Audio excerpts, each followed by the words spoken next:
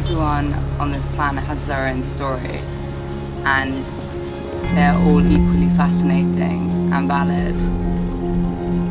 By painting people, you're able to ask questions about their clothes, about the objects that they own, about their rituals and their customs and these things, because you're trying to find out how important they are to the painting. And by doing that, you're learning so much about people. And this led me to master Tike.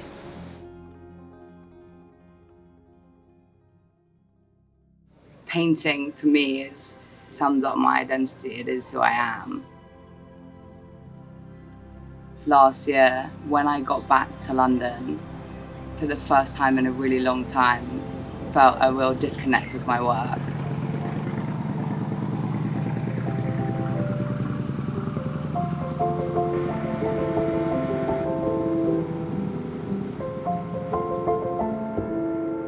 When I was in London, I ended up having an exhibition. I had all the work I made in Kenya alongside this work that I continued to make in London. There was just such an obvious divide between the two.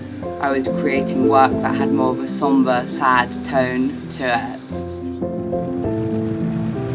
I ended up giving up my art studio in London, which I never thought I would do in a million years, because I loved that place, I loved the people, I loved the connections and the community I had there.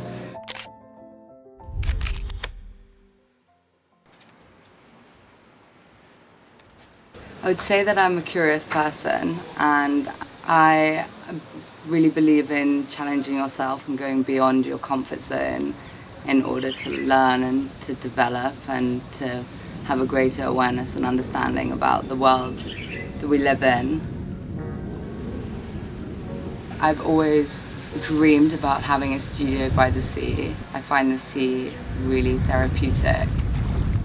I love that there are no cars, there's only donkeys. I love that I don't have to wear any shoes.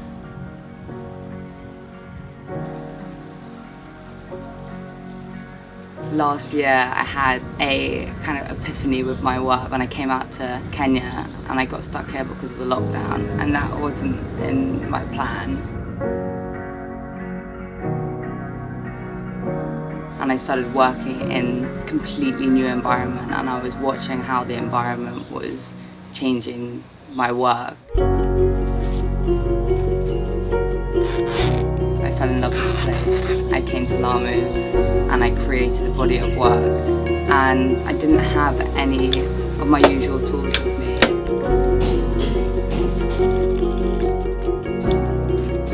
So I started using whatever I could find to create the backdrop. So I started using leaves and rags to try to cool the paint in interesting ways. I started seeing earthy raw elements sticking to the paint. So that really added to this feel of like the Kenyan earth and the Kenyan soil.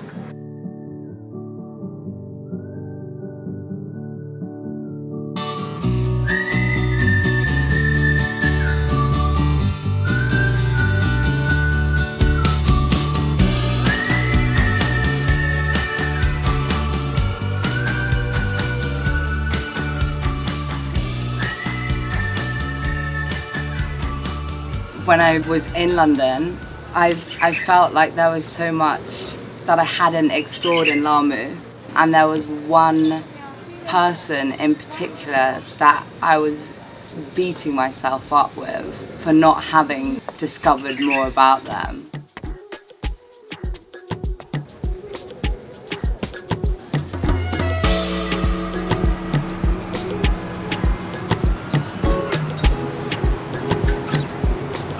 When I decided to come back to Lamu, one of the first things I did was get a boat into the town, and I wanted to see if he was still there.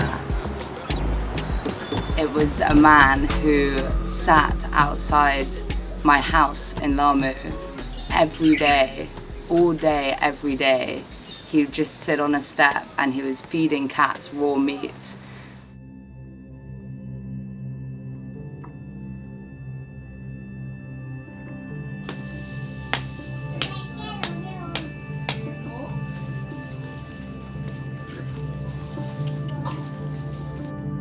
When I was able to learn more about who this character was, I found out that what I hadn't noticed before is that he sits opposite this broken down market stall, and it's very old, this stall, and it turns out that Tike used to sell fish on the stall.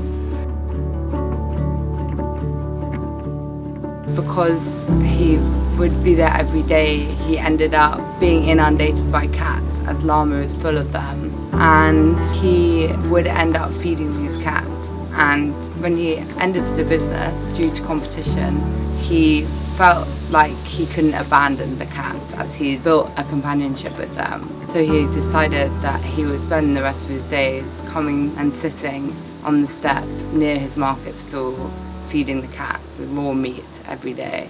And I was overjoyed when he allowed me to begin to paint him.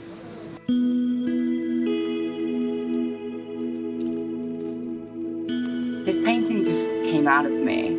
The orange paint was inspired by the Kenyan earth and the soil here, so it's like deep red, earthy colour.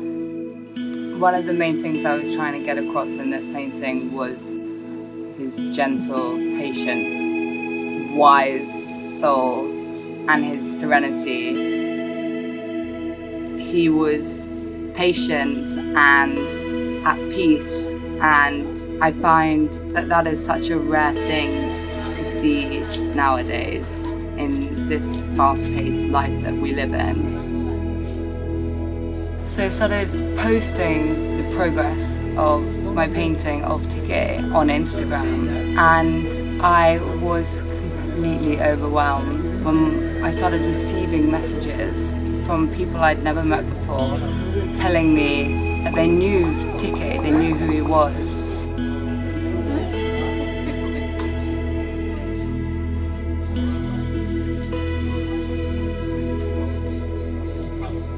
I got messages from people, from adults that used to know Master Tike when they were kids, and they were telling me that all the poorer families would normally go and buy fish from him because he was so generous, and all the kids that had little, he would feed them, he would give them fish.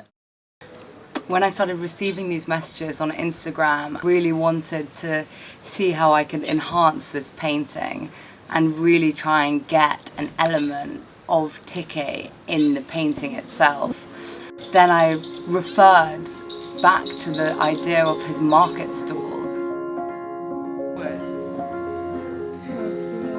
Down and make it like, yeah, but I like the... Like this one. So I went back to Tike and I asked him if I could have some wood because I was going to make this frame, and he very kindly gave me some, and I practically ran with the wood to Lamu's Polytechnic Carpentry School, and I told them who I was, I showed them the painting, and I said I needed this frame to be made out of this wood in particular, and I commissioned the school to create the frame for me. On the other side of the canvas will be another frame for it.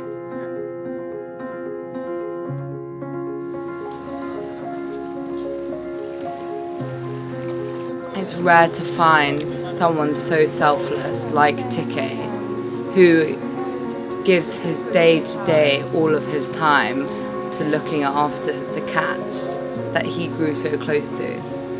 And not only did he look after the cats, he looked after the children, and by looking after the children, he looked after the community. To be able to approach people and to learn more about who they are and their customs and their circumstance and their culture and their livelihood through painting, for me I think that's an amazing thing, and I'm so grateful that painting can be this medium for one to be able to do this. I believe that Tike's story is so inspirational and so important, and I so nearly just walked past it. And in fact, I walked past it every day for 2 months, and it wasn't until I came back a year later and I pushed myself to find out more that I unearthed something magical.